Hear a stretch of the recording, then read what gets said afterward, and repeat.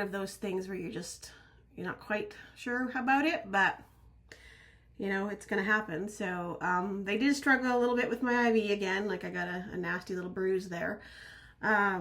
So it's probably really a good thing I go get my port on the 11th, but I still have 2 more treatments before that. So it was a bit of an experience sitting there, kind of looking around, and basically just sit. I read my book and just hung out for a while. It was a lot. Kind of sunk it home, that this is what's happening.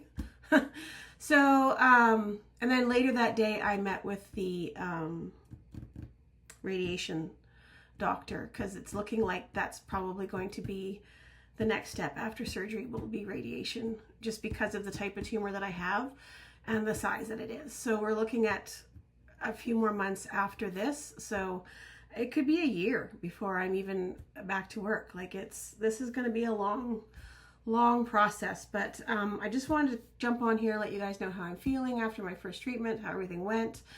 That day I felt fine. We went out for supper. I slept okay.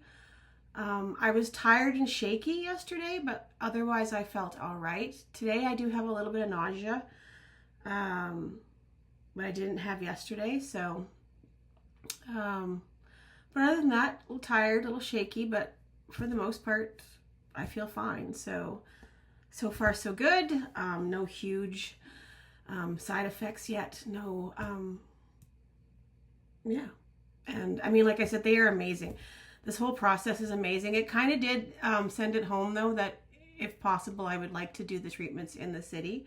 There's just a lot of steps, a lot of bags to be changed and flushing, and I feel safe there. There's like 4 or 5 nurses. They're in the room with you all the time. You're never alone. And I don't know if I would get that here, because I don't know what the setup is here. Vern and I have talked about going to the hospital, maybe seeing if they'll give us a little tour of where I would be if I did decide to do it here in Kindersley. So still thinking about that one. Not sure yet. Yeah, so that's where we're at, guys. As always, if you guys have any questions, you can ask. If you have any concerns, or if you're just wondering how it feels and what it's